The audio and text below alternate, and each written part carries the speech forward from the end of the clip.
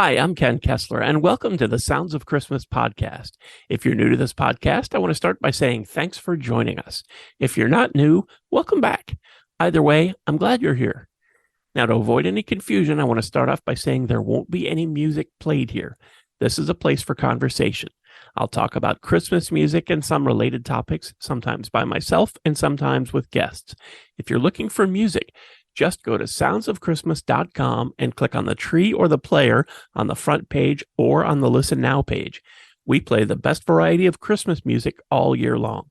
Well, except in October, when we play the best variety of Halloween music.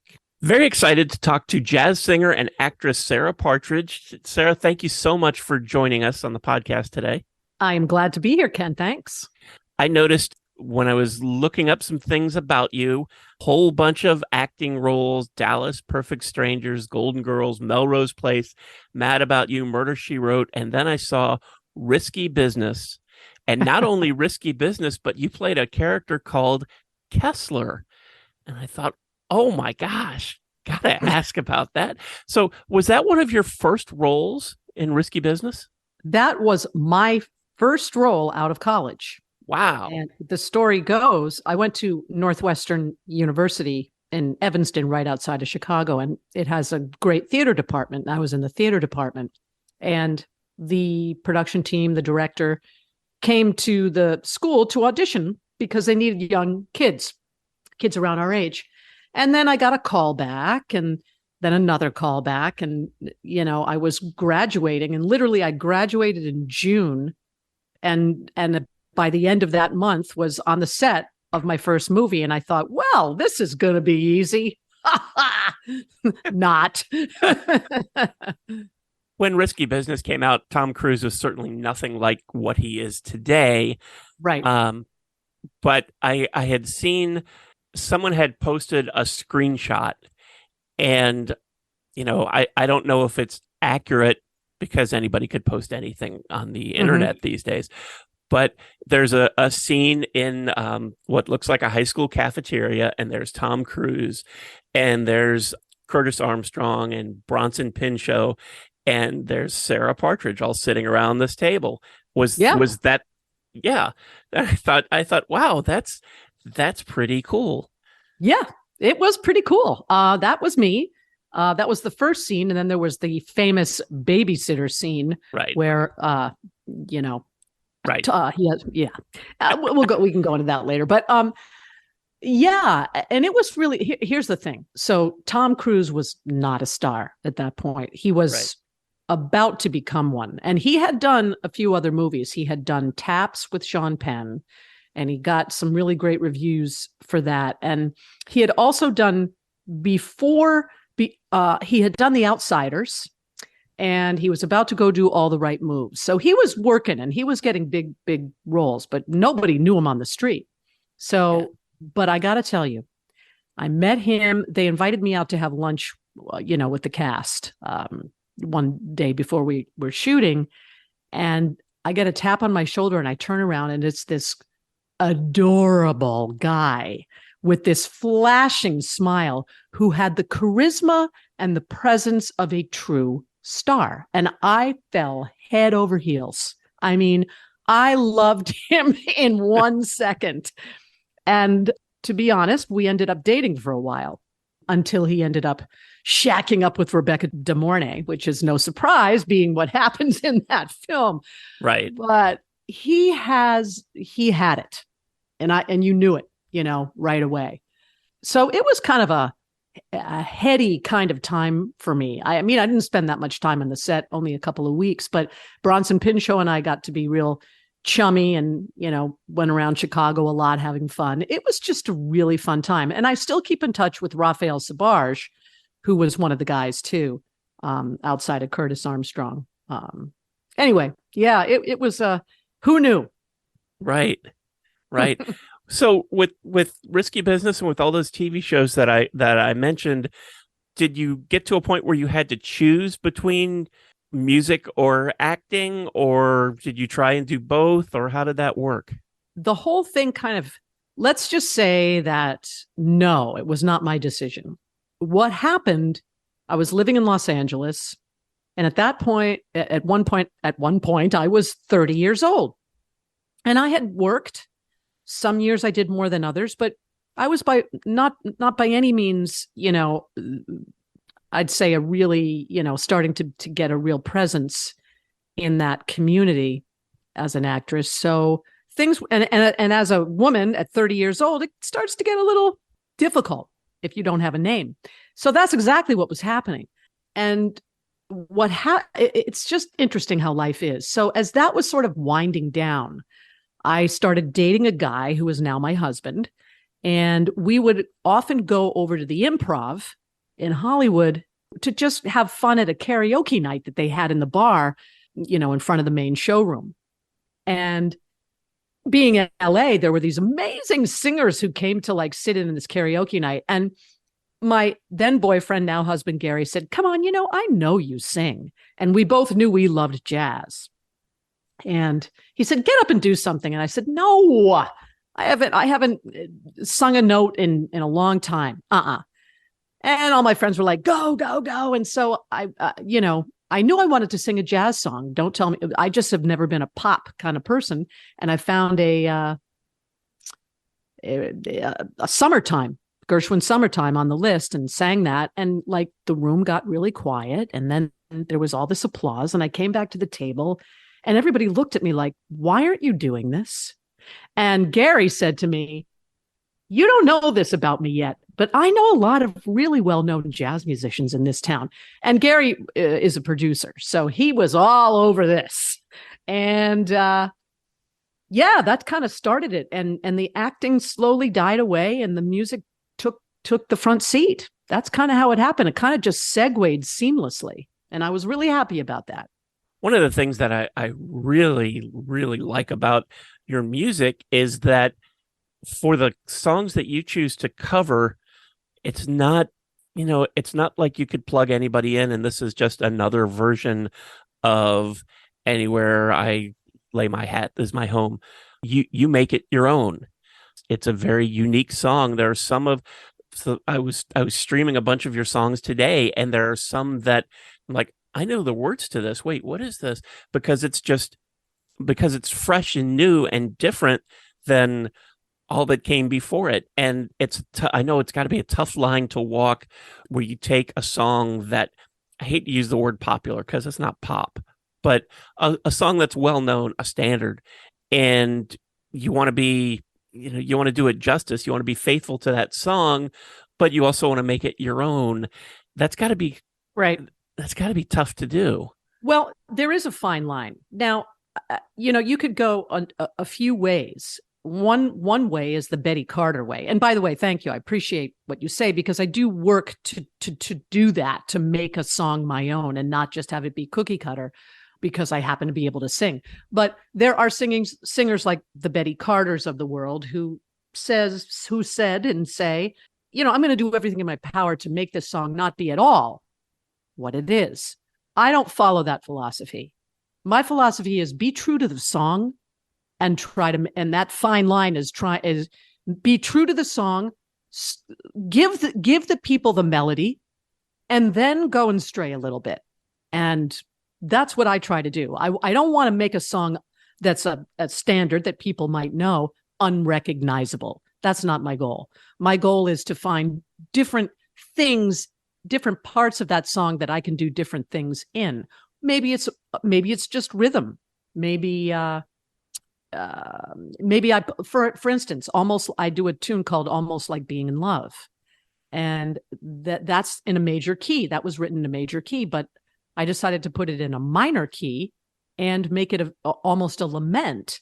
And but I still followed the tune, but it just made it a very different song. I think it's important to find fresh ways of doing these old tunes because they have been done so much. And that was my concern with the Christmas album that I just did. How do I make it fresh? Especially with Christmas music, it's really tough because people get weird about Christmas songs.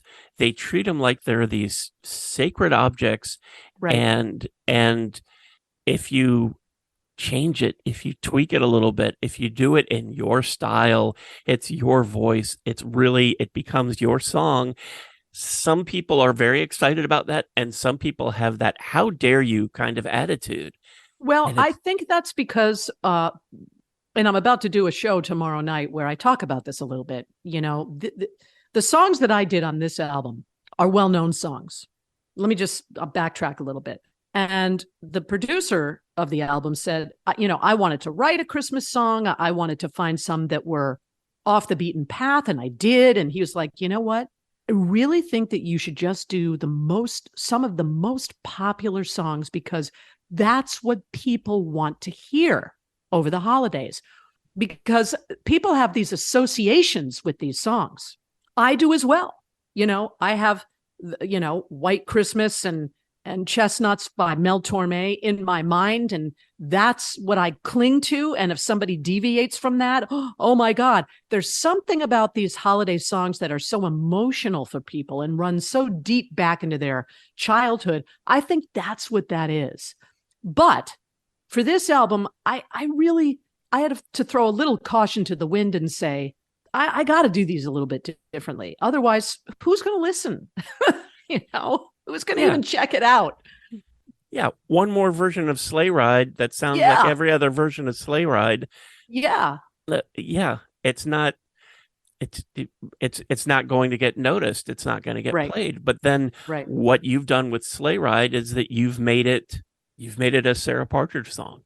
Well, that's what I hope to do. I'm putting my stamp on it while still being true to the song. And if you notice, I'm not deviating from that melody very much at all. It's just moving at a really fast pace, and the band is swinging really hard. It's not sentimental. It's excited, It's excited. So coming up to the Christmas album, A Partridge in a Pear Tree, Jazz for the Holidays is the name of it, by the way. I don't want to just keep calling it the album. You had done the Janis Ian album, Bright Lights and Promises, redefining Janis Ian, and then Beautiful Mind, celebrating extraordinary women, which I think is a terrific and important work that you've done. This album of musical portraits of women in science, technology, engineering, and mathematics. Each song celebrating a different woman, and it says on there who it is, and that's outstanding. Was that an idea someone brought to you, or is that something that?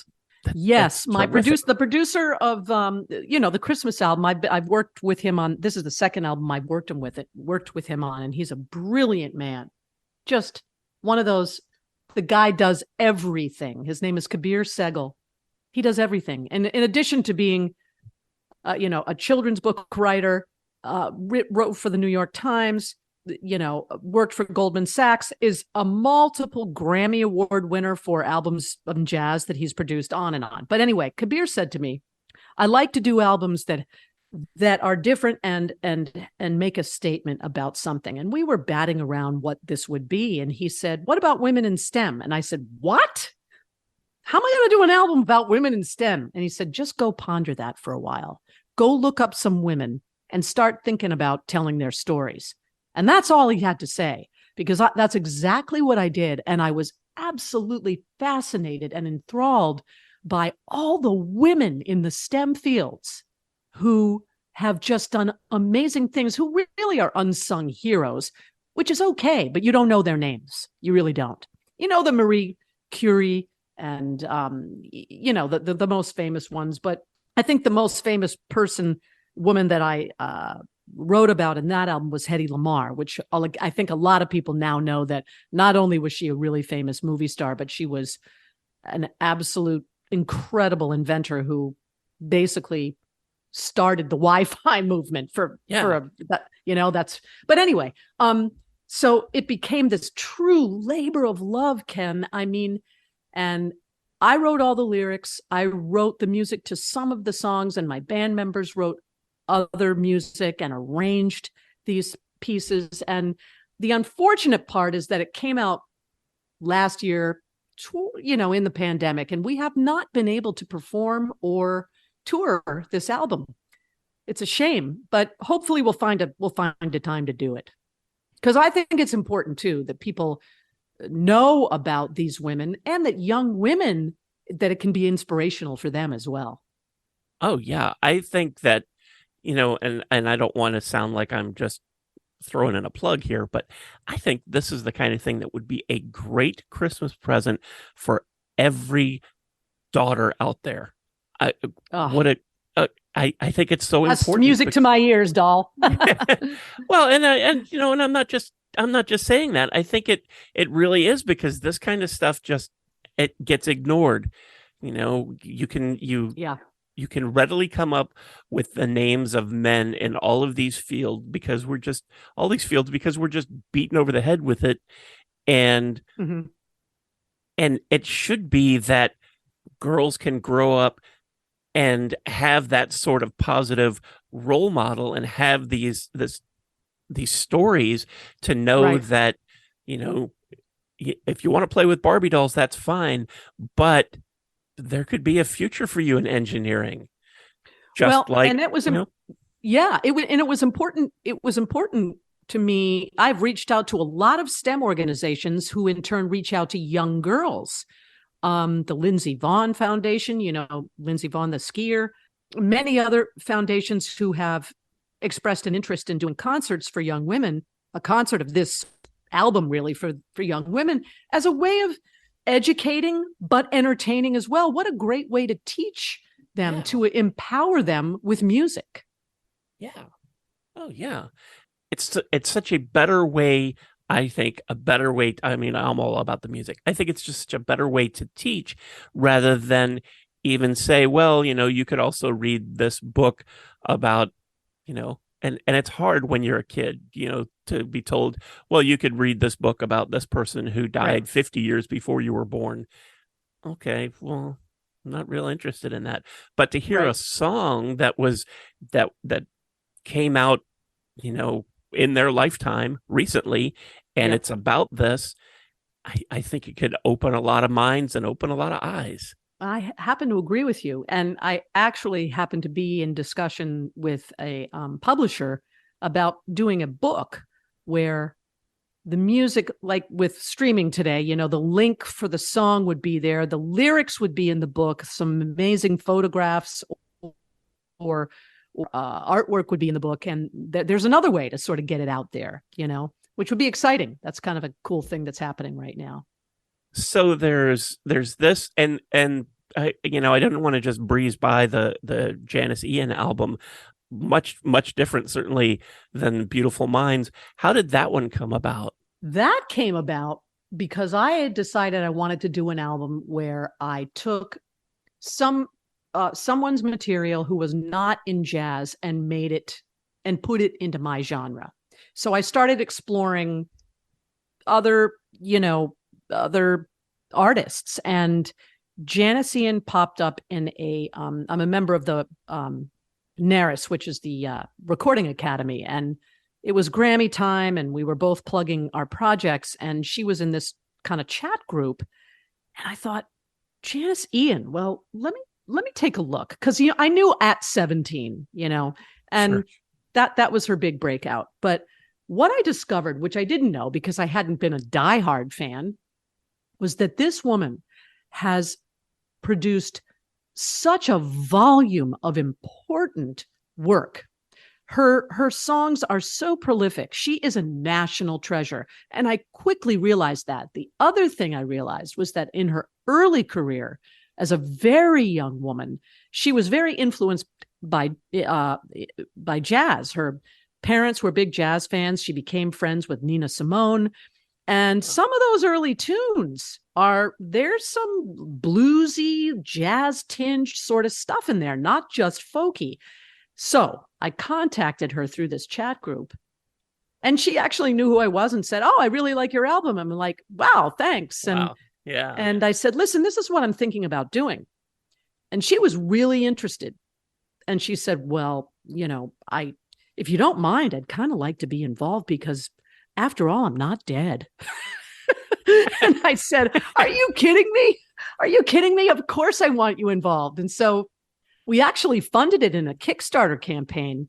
And I made a boatload of money to produce this album, and actually got to go down to Nashville because I was thinking this, but she said to me, if we could work it out, if we in our schedules, it would be nice. I mean, to like write a song for the album, the two of us. I said, yeah. Well, we ended up writing 2 songs in 2 days. We became fast friends and still are.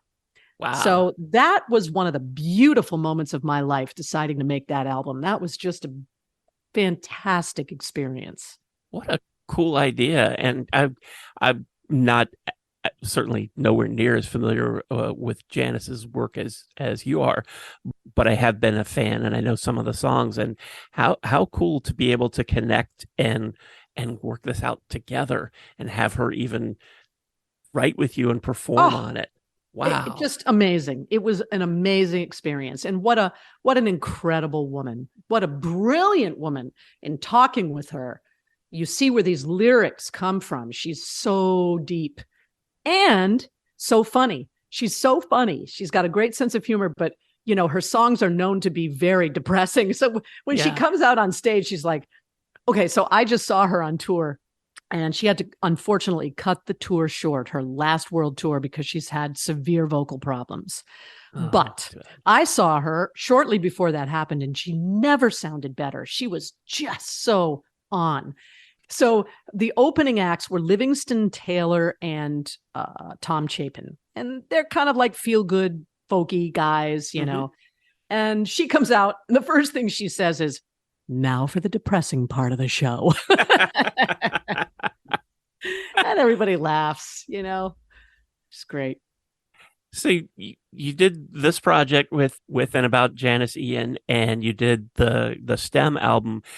What led you from those to doing a Christmas album? I wanted to do something light and fun, to be honest. The Beautiful Minds was really intense. It was really, really intense. And Kabir said, Sarah, what do you say we just do a Christmas album? You do 8 songs, you make them your own, and you just have fun, you know? And I said, yeah, that sounds great. And it was great, because the last 3 albums I've done have been really intense, because it's all been not Janis's, but original material or really different arrangements and very carefully crafted. And this was just kind of like, let's pick some songs and go for it. And the only challenge of this album was the 12 Days of Christmas. So being that the album is called A Partridge in a Pear Tree, I thought, well, I've got to do the 12 Days of Christmas, but I don't really like that song that much. I mean, it's kind of repetitive and a little boring. And do people really like that song about the partridge in a pear tree? So really, until the week before we recorded, I said to Tim Horner, my drummer, Timmy, like, what can I do with this? Because he's a real idea guy and is a great arranger himself. And he said, all right, let's think about this. And he said, what if we take a different group, like we get past the 5 golden rings, and then we do a different groove for everyone after that, but still coming back to da da da da da bum bum bum ba da da da and a partridge. And it worked. And it worked. And I have to tell you, tomorrow night, I am trying that for the first time live. Which should be interesting. We've rehearsed it once, but I think we can do it. But it's a little tricky. One of the really I don't want to say interesting, because I don't know how interesting it is, but for somebody who's so into Christmas music like I am, the 12 Days of Christmas, there are so many versions of that, and I don't mean like novelty songs or parodies, but just where the gifts, especially 9, 10, 11, 12, where they sort of change, and right, some are different than others. And I wasn't really even aware of that until a few years ago. And Pentatonics did a version of this song, and I thought, who do they think they are rearranging the gifts? And then I started to look into it. I'm like, oh, who do I think I am for not knowing that? Yeah, that's an interesting thing, isn't it? Yeah. And there's lots of back and forth about what the history of that song is. I know very Christian people believe that it's absolutely based in Christianity, and that each one of those gifts is about something in Christianity. And that may be, but then there are other more, what's the word I'm looking for? Non-religious. Secular. not secular. I can't think. Just whatever. That the meanings are different. That or that it was a novelty song from when was it done? The 1700s or whatever, 1800s. Yeah. Yeah, and so all these different versions have arrived on the scene, and but that started long ago. It's an interesting history. You could probably write a book about this song. Oh, I'm sure. And every year there are these financial people who put out the report on what the annual cost of the 12 days of Christmas is. So Right. it's in the vernacular. It's on people's minds every year. Yeah. Whether or not it's their favorite song, everybody knows it. Every Yeah. radio station at Christmas time does some sort of contest where they're doing gifts for the 12 days leading up to Christmas, Right. even though the 12 days of Christmas actually are after Christmas. I know. It's deep. It's Yeah. deep. So yeah, I'm glad we worked it out because I thought I got to do the song, and I'm really happy with how it came out. Yeah, I think it's fun. It's really fun. So on A Partridge in a Pear Tree, you've got some standards: Sleigh Ride, Let It Snow, Have Yourself a Merry Little Christmas. But what I found really interesting is that you also have a couple contemporary songs I didn't expect. Right. Santa Tell Me and All I Want for Christmas Is You. Well, that really was Kabir, the producer's, stamp. He said, look, and I didn't know this, but I do know now, the number one, he's thinking from a monetary sure. Angle as well. And he said the number one streaming song, Christmas song, is All I Want for Christmas Is You. Right. Year after year after year. And Santa Tell Me also is very highly streamed. And there's a thing in there where Kabir, knows the writer and he thought it would be a good thing for me to do. Personally, I didn't like either one of these songs, but I ended up liking them. And I really enjoy swinging All I Want for Christmas Is You. I really do. Santa Tell Me was difficult. It's not an easy song to sing. Da da da da ba da ba ba ba da da da. I mean, it's hard, and we didn't know what to do with it. But again, it's a very popular song, and in terms of getting on, the Spotify, this is where we talk the business part, the Spotify playlists and all that. It was sort of a record label necessary thing, but I was positive about it. I thought, okay, that's cool, and frankly. Ken, people I know listen to the album, they love those songs because they know them. Yeah. So why not give the people what they want? I was very surprised. I was very surprised to find out recently that Santa Tell Me is, I think, the top Christmas song by a female in this century. Santa Tell Me, not All I Want for Christmas? No, because that was last century. Oh, yeah, because wow. that was in the 20th century. Right. So they're able to say that. I didn't. Right. I mean, it feels a little nitpicky, but I didn't realize that Santa Tell Me was that huge. No, I didn't either. It really is. It really is. It really is. Yeah. So there you go. That's why they're on there. So you got the old classics, and then you got some new what will be classics. They're already calling All I Want for Christmas a classic because it was written in the 90s, you know? Yeah. So it's almost 30 years old. Oh my God. Yeah, Don't say it. Don't say it. I know. That's crazy. I know. I remember when that song was used in Love Actually, and it was, I don't know, 7-8 years after Mariah had released it. Mm-hmm. And everybody wasn't covering it yet. So it was really kind of surprising that, they used this. Well, they're using it. It's a contemporary hit Christmas song. So that's why they're using it. But it really opened the floodgates. And this goes back to what I was saying before, but your version, because so many of these other versions, they sound the same. I mean, nobody's going to sing quite like Mariah, but it's the same sort of arrangement, the same sort of everything. But yours swings. Yours is different while still being true to the song. Thank you. I mean, I really enjoy it because it swings so hard. It really is like, it really swings. And it's different.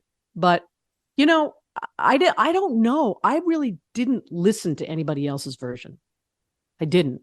I don't know how many have been done, if a lot of people have done it or anything. I just thought this is what I'm going to do. So I get somewhere in the neighborhood of 1,000 songs sent to me every year for the Sounds of Christmas station.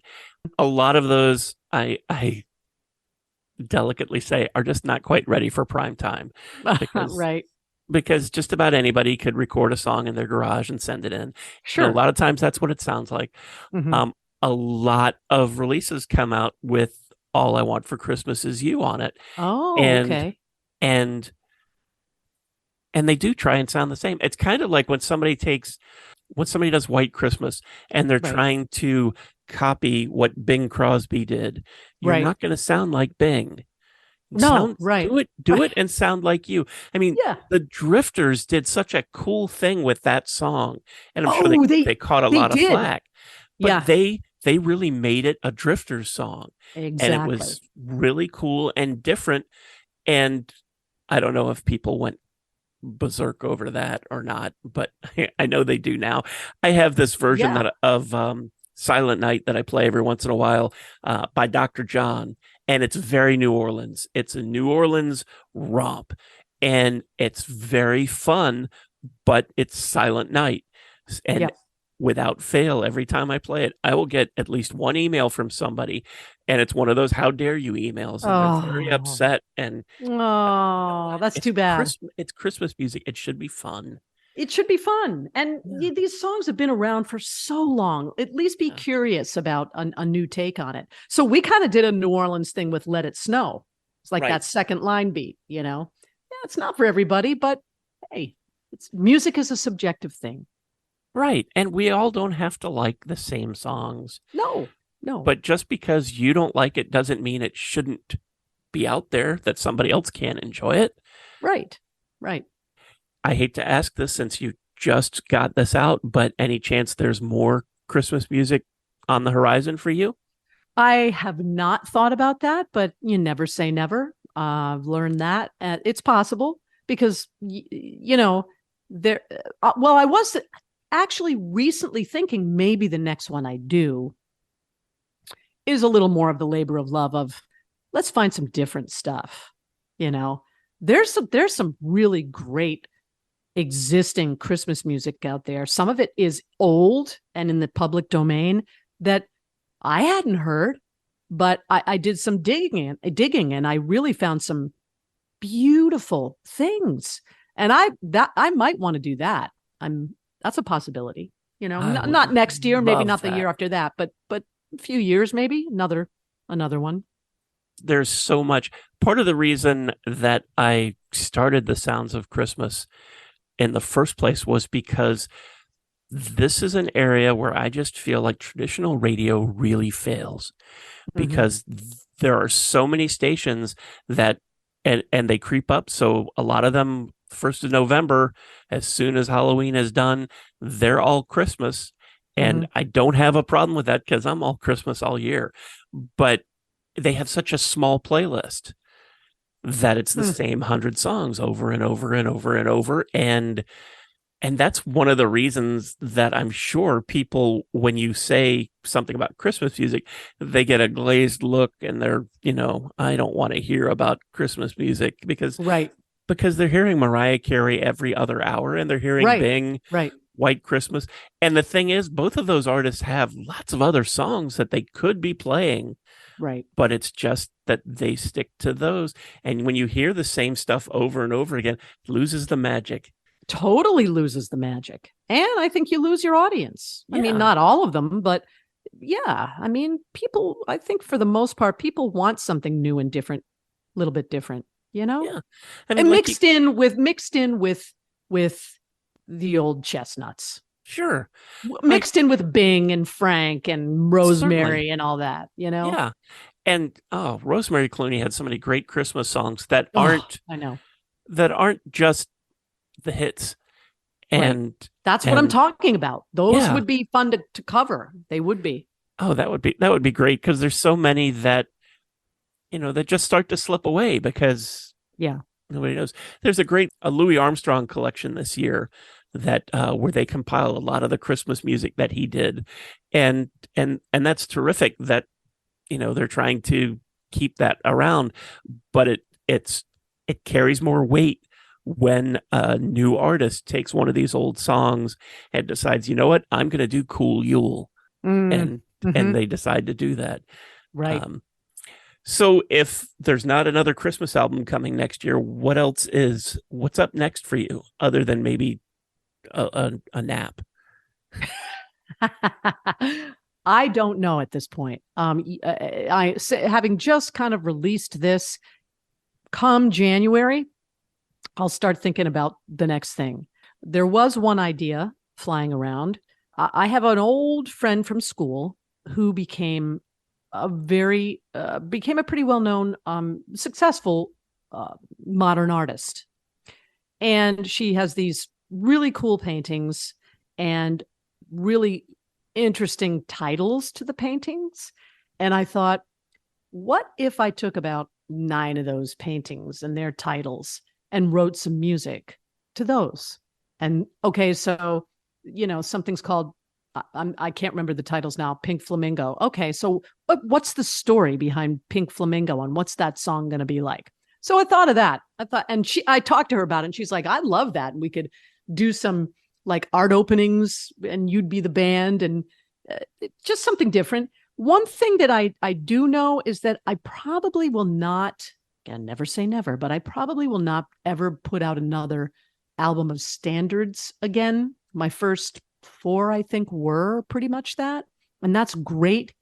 But for me as an artist, I need to keep expanding and I love writing. So I think that each new recording project now is going to be something a little bit different. I don't know that it'll be commercial, but it's going to be a little bit different. The important thing is that you like it. Right. I think that's something that sometimes gets lost for some artists. But, I listened to the songs on A Partridge in a Pear Tree, and it feels like you're in the moment. You're enjoying it. This is something that you care about. I believe you. And if you don't have that sort of material that you're doing, it's not impossible, but it's tough to fake. Oh, I think so too. And I was worried about that with the 2 songs we just talked about. Right. But I found a love for them. I did. And I hope it shows, Well, it does, because you did what we've been talking about. You made them Sarah Partridge songs. Mm-hmm. Well, thank you. You're very welcome. Well, this has been so much fun talking to you. What's the best way for people to keep up with what you're doing? Well, there is my website, which is in the process of being updated right now. So that's going to have any new releases, music, and where I'm performing, and also social media. Look me up on Facebook and Instagram, and all my news is there too. So pretty easy to find. Okay. And I'll put links to that in the show notes for this episode. Great. So everybody can just click right over and check you out. That'd be Sarah, great. Thanks so much for joining us and talking about all this stuff. It was my pleasure. This was fun. Thanks, Ken. And thank you so much for listening and for continuing to support the Sounds of Christmas station and podcast. Anytime you're ready for Christmas music, we're ready for you. Just go to soundsofchristmas.com and click on the tree or the player on the front page or on the Listen Now page. You can also grab our app in the Google Play Store and take the music with you wherever you go. As far as this podcast goes, we're now on over 30 podcasting sites. So if you didn't find us on your favorite today, just search for the Sounds of Christmas the next time you go there, and I'm pretty sure you'll see our tree. Then you can subscribe and you'll never miss another episode. If you have comments or suggestions on this episode, previous episodes, or the Sounds of Christmas station, feel free to reach out to me on social media or through the website. Thanks again, and may you always believe in Santa Claus.